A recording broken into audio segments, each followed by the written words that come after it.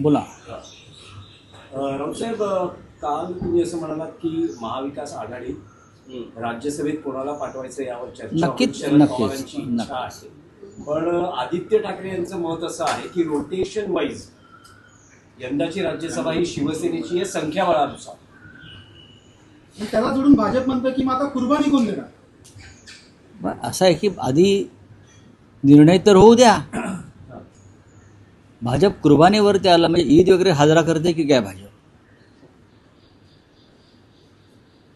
लक्षात घ्या की महाविकास आघाडीची एकच जागा जाईल राज्यसभेसाठी.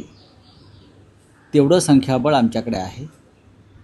आता निर्णय घेताना महाराष्ट्राच्या हितासाठी,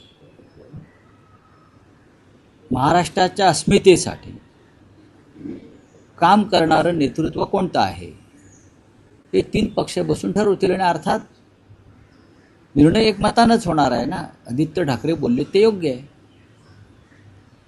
शरद पवार या देशाचे मोठे नेते.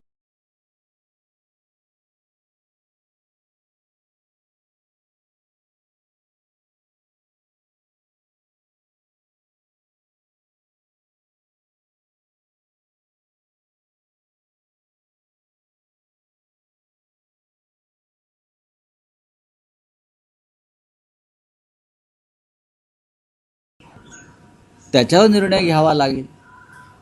प्रत्येक पक्षाला वाटतं की आम्ही महाविकास आघाडीचे महत्त्वाचे घटक आहोत, आम्हाला संधी मिळावी, हे प्रत्येकाला वाटणं साहजिक आहे. पण आम्ही एकत्र बसू आणि निर्णय घेऊ आणि महाराष्ट्राच्या हिताचा निर्णय घेऊ. मराठी भाषिकांनी संसदेमध्ये जाऊन महाराष्ट्राचे प्रश्न मांडावे यासाठी आम्ही तिथे जातो सगळे. त्याच्यामुळे त्याच गुणवत्तेवरती कोणी तिथे जाऊन यावेळेला प्रतिनिधित्व करायचं हे 3 पक्ष एकत्र बसून ठरवतील. नाही, पण राऊतसाहेब, जेव्हा शरद पवार इच्छा व्यक्त करतात की त्यांना राज्यसभेवर जायचं आहे, त्यावेळेस महाविकास आघाडीतले 2 प्रमुख पक्ष काँग्रेस आणि शिवसेना उद्धव बाळासाहेब ठाकरे पक्ष, यांचं मत काय आहे? सुरुवातीला अशी झटापट होते सर्वच राजकारणामध्ये. सुरुवातीला अशा प्रकारची झटापट ही होते, राजकारण आहे ना. पण शेवटी आम्ही एकत्र बसून एकमतानं निर्णय घेतला जाईल. त्याच्यामध्ये काँग्रेस असेल, राष्ट्रवादी काँग्रेस असेल. काँग्रेसचा निर्णय हा दिल्लीतून होतो, बरोबर. शिवसेना आणि राष्ट्रवादी काँग्रेस, शरद पवार हे निर्णय मुंबईतच होतात किंवा महाराष्ट्रात होतात.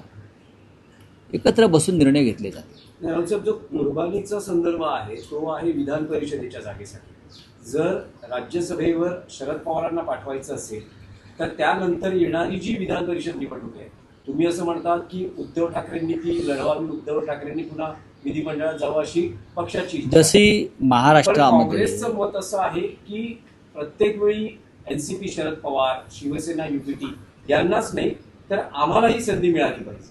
तर उद्धव ठाकरेंचं जाणं थोडंसं कठीण दिसतंय. अजिबात कठीण नाही. कठीण कशा करता असेल? राज्याचे माजी मुख्यमंत्री आहेत, शिवसेना पक्ष प्रमुख आहेत. त्याच्यामुळे विधान परिषद कोणी लढवायची, राज्यसभा कोणी लढवायची या संदर्भात मी म्हटलं ना, निर्णय घेतला जाईल. राज्यसभेच्या बाबतीमध्ये सुद्धा शरद पवारांसारख्या नेत्याची इच्छा आहे. त्यांची संसदीय कार्य परंपरा फार मोठी आहे. अशा वेळेला त्यांचा पक्ष काय भूमिका घेतो आहे किंवा ते स्वतः काय उघडपणे भूमिका घेतात त्याच्यावरती बऱ्याच गोष्टींचे निर्णय होतील पुढे. शिवसेनेचं संख्याबळ सगळ्यात जास्त आहे, 20. त्यानंतर काँग्रेस 16 आणि शरद पवारांचं बळ हे 10चं आहे. तरी आम्ही महाविकास आघाडी म्हणून इतर घटक पक्ष लहान स्थान मिळून आम्ही 50पर्यंत जात आहोत. जिंकण्यासाठी 37 मतांची गरज आहे, म्हणजे आमच्याकडे पुरेसं संख्याबळ आहे. विधान परिषदेमध्ये माननीय उद्धव ठाकरे यांनी जावं अशी आमच्या सगळ्यांची इच्छा आहे. त्या संदर्भात आम्ही उद्धवजींना विनंती करू आणि पुढे काय ते पाहू. राऊतसाहेब, आणखी एक विषय होता